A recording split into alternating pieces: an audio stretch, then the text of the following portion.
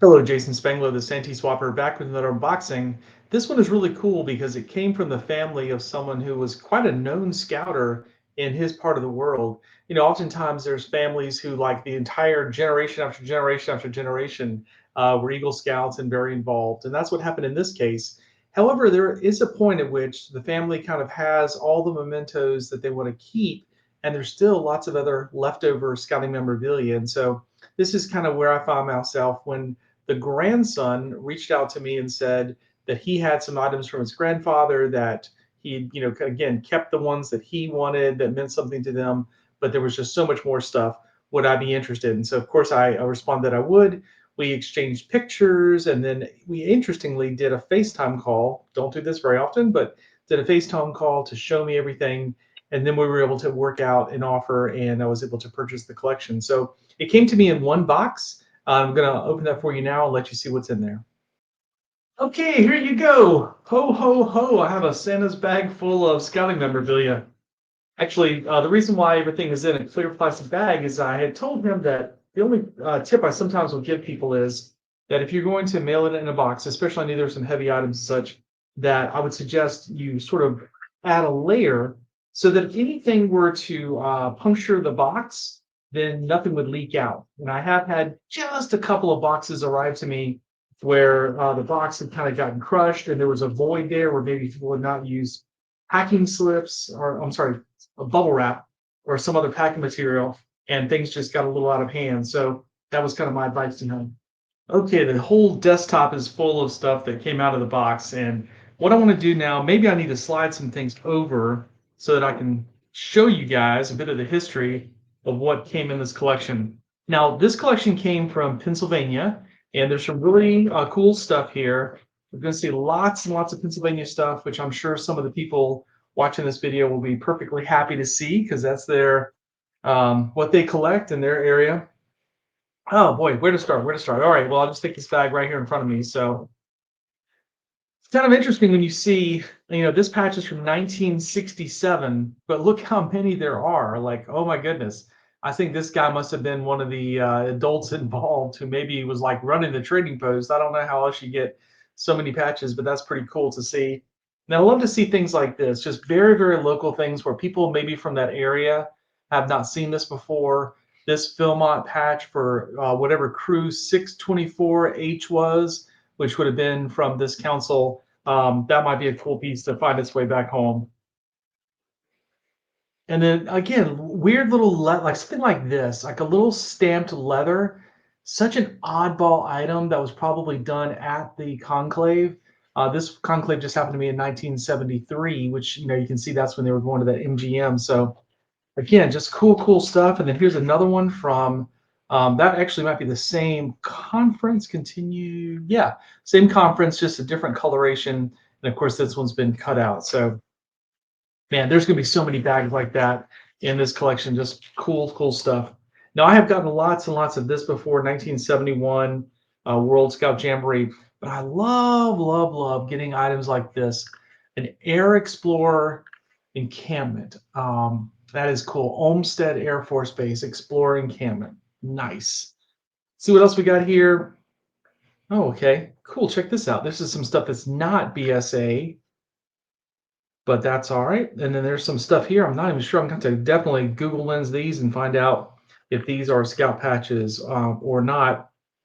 And then some old stuff. Scenic Trails Council 1949, an old felt, and then here's a district camporee from 1949 as well. So cool, cool stuff. And then, people trade patches, right? So this patch is from Florida, but somehow it made itself into this collection all the way in Pennsylvania.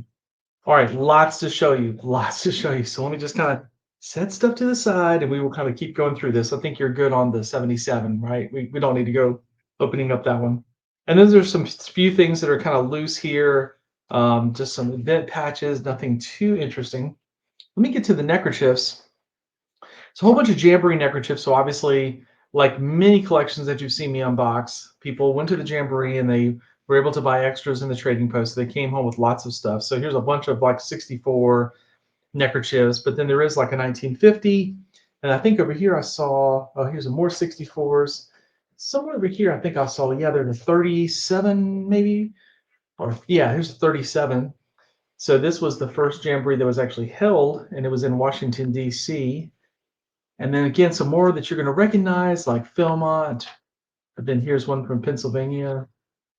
Philmont, or sorry, Jamboree. These are World Jamborees. This is the official neckerchief from 71, and this is the BSA contingent. Then here's 67. But what I really liked was getting a lot of cool OA pieces. And so Area 3F would have been this guy's home lodge, and he would have been in Wagyon Lodge 6. So that's a cool neckerchief, and that you can see all of the lodges and their totems that were in that area. And this guy's kind of funky. There's some definitely some funky stuff in this collection. Don't really know, don't know much about this one, but Conestoga, and then these patches here. I'm not, again, I don't really have the context to know exactly what that guy is. Showed you something similar earlier about a Philmont. This is almost made out of almost like a paper-like material. And then here's the actual neckerchief that goes with it, which is in great shape. And then here's a Wagyon neckerchief, some NOAC neckerchiefs from 63 when it was held at the University of Illinois. But even more recent, 1993 Jamboree. Here's the 69 souvenirs. So that's kind of different. It's like somebody went over top of this and embroidered this. This was not how it was made. That is different. I'll have to kind of ask some people about that. Normally, what I see, the standard neckerchief is this guy right here, which is silk screened, and this one is embroidered. At first thought, I thought maybe somebody, yeah, I still think somebody just went over top of it. Might not be any particular way to know that for sure, but I think maybe somebody just kind of stitched in on top of the silk screen. So that's different. Like I said, cool stuff. You get a collection from somebody who's been in scouting for a long, long time, you're bound to get some cool stuff. What's not cool is getting another pack of maybe 10 1973 Jamboree neckerchiefs. Just kidding, guys. But I do joke about 73 neckerchiefs. It seems like I get them in every collection, and there they are. They just, they just do appear. Now, there's a few things in this collection that seem to have maybe a little bit of smoke damage or something going on. When I talked to the grandson, we really weren't able to kind of figure that out. But here's an example here where it's, at least in this case, it's on the plastic of this 1961 Jamboree. I'm sorry, NOAC neckerchief. And I don't think it's on the actual neckerchief.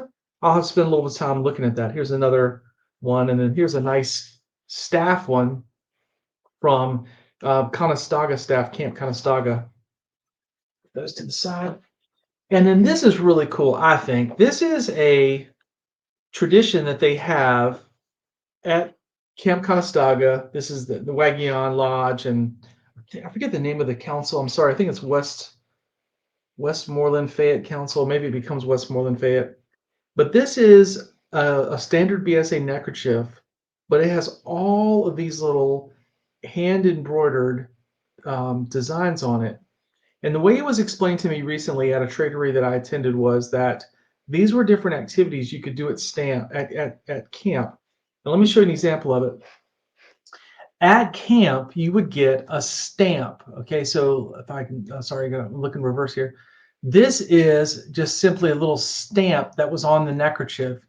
And then the tradition was for people to go back afterwards and embroider in the stamps. And so that's why you see all of this colorful stuff here. Of course, this symbol being a symbol that used to be more of a Native American symbol of luck, maybe has a different context now, but this one's just like absolutely loaded. I mean, like I pull back and show you, that's like loaded. And then there's another one here, a yellow neckerchief, similarly just absolutely covered with items. So super cool. Somebody from that part of the country is going to love to get that back in their collection. Maybe somebody watching this this unboxing, who knows. Then always love things like this, a really beautiful pie on the original neckerchief. This neckerchief does have a little stain here, but I think I'll be able to get that out. I've got a pretty good system for getting stains out of neckerchiefs. I've used it even just recently. It's done really well. Again, here's some more. Um, pull these out. Same lodge, Lodge 242. This is, this to me looks like sort of a contingent neckerchief. Back in the 50s, especially when lodges went to national events, they were kind of expected to wear neckerchiefs, and many lodges had kind of a designated neckerchief they would wear.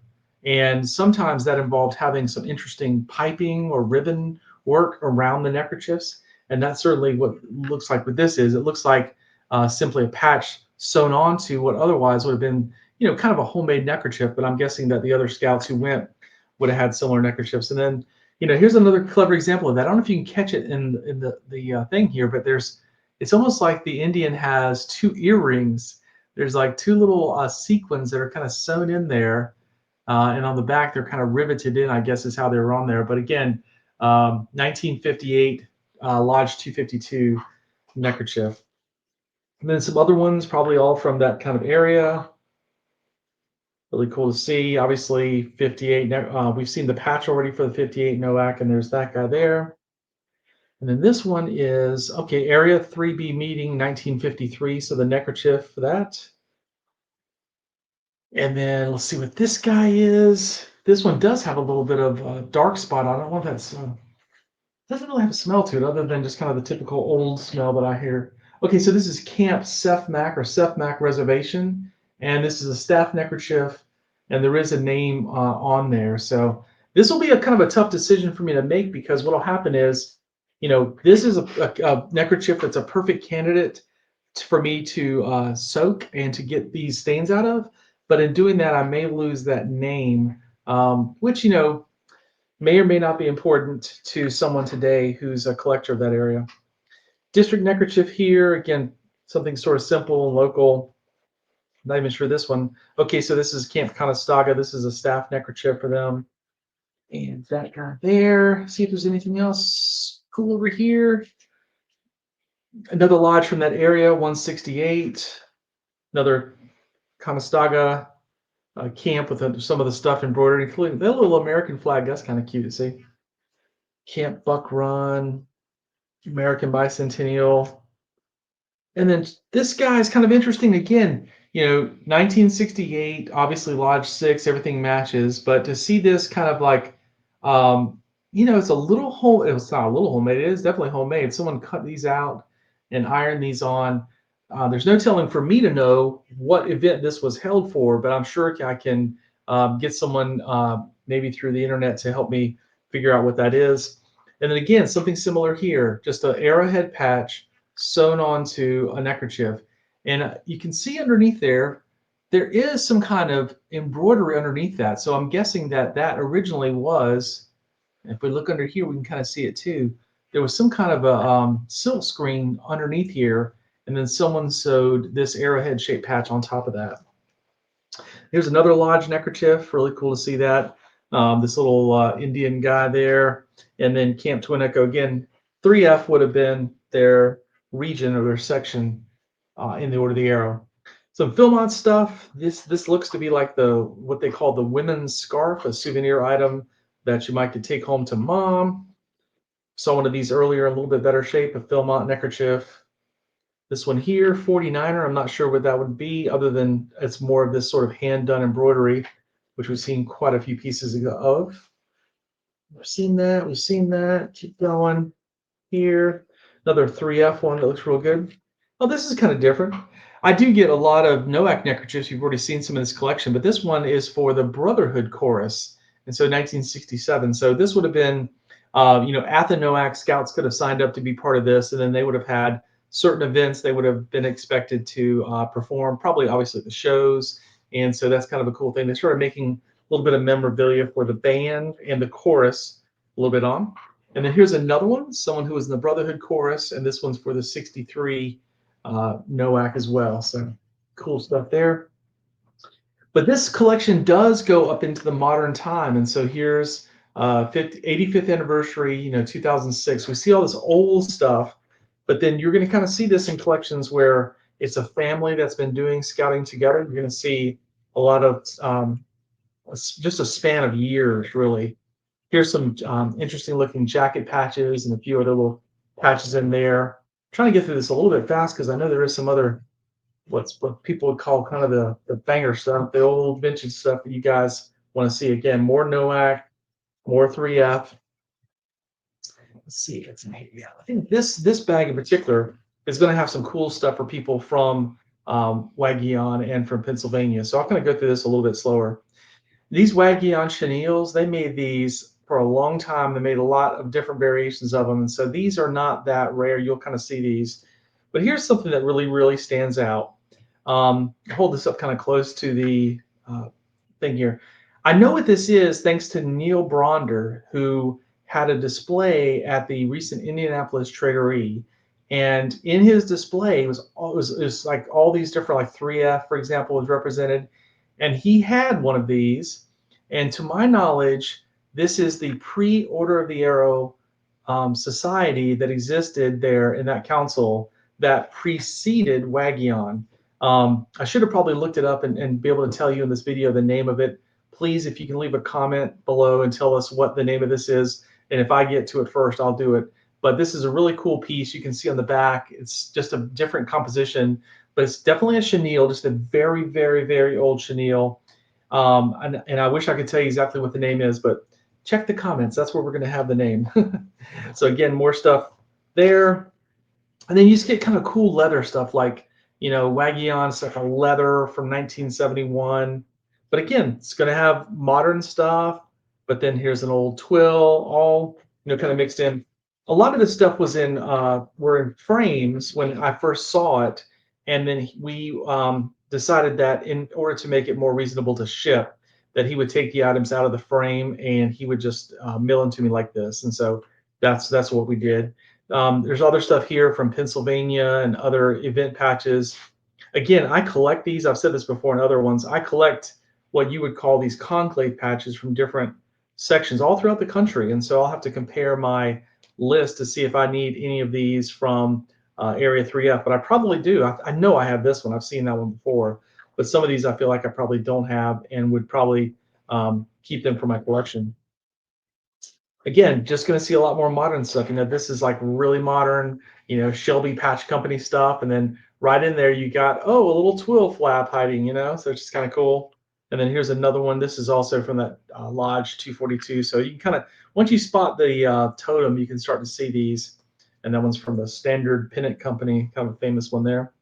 Obviously, this guy went to Philmont, and so one of the Riker frames just had these kosher Indian patches, which I get these in a lot of collections. This was actually in Colorado. I think I want to say Pueblo, Colorado. And this was like a dance show that scouts would go see on their way in or out of Philmont. And don't know, much about how that actually works and such. But here's some other cool ones. These are all lodges from that area. And so got your little squirrel guy, Indian head, and then we've already saw Lodge 242. And then here's a few flaps. Again, old flaps here. Another lodge from around there. Some more flaps here. And this one had, again, there's a few things in here that kind of have a little damage. And it's really odd when you look at the damage and how it's like there's a spot where it's not and there's a spot there it is. But again, I will work on that patch and see if I can bring it back to life, so to speak. And then again, got some more old vintage stuff that's fun to look at. Love to get that in collections.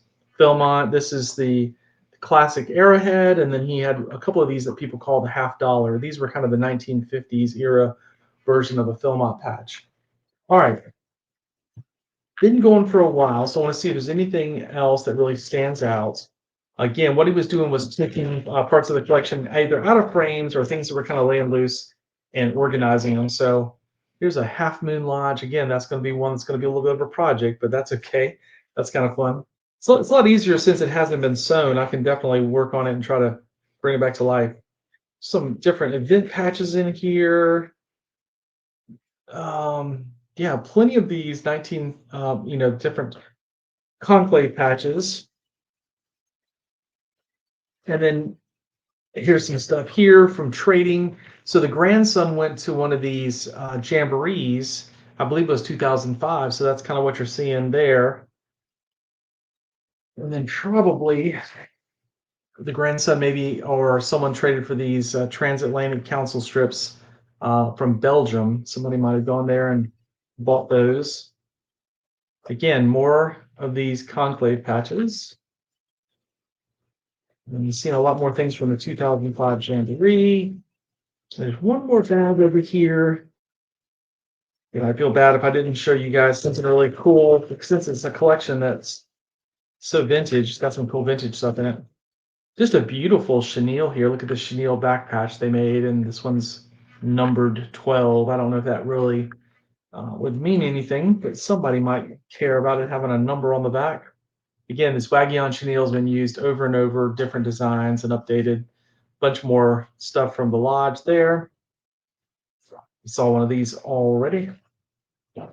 And then just more, really modern stuff. I'm sure this is a two-piece set that goes together like that for the lodge with their totem. And then this one, being a different border color, this might be the delegate or something like that. That's easy enough to look up. So see if there's anything else in this bag kind of stands out. Show you guys. Really just some more modern stuff in here. This might be stuff that was traded for. So, all right. I think, oh, that's kind of funky. I'm not sure that's Boy Scout. I mean, it's got the fleur-de-lis look. I'm not sure what that is. Sometimes you just have little mysteries. So, anyways, I know that this has been a little bit of a longer video, but there was so much cool stuff in this collection that I wanted to definitely show it to everyone. Again, this came from someone who was kind of a known person, really active, a longtime member of that lodge. And I got it through his grandson after the family had decided that they had everything that they wanted to keep, including some special awards that he'd gotten. This grandson also kept a really cool like patch jacket that his grandfather had and some other neat stuff. So that's all good. I mean, that's really what I would encourage everyone to do. And this was kind of all the extra stuff, as you see, stacks of this, stack of that, that they wanted to get recycled into scouting. So not that we're all going to have, collections from the 1950s and 60s from Pennsylvania, but if you have a collection like this, one that's sitting in a box, sitting somewhere in an attic or perhaps in a basement, not seeing the light of day, and you would like to get it recycled back into scouting, go to my website, scoutpatchcollectors.com. There I'll be able to talk to you about your collection. You can text me, call me, email me. I'd love to hear from you. Jason Spangler, the SanteeSwapper.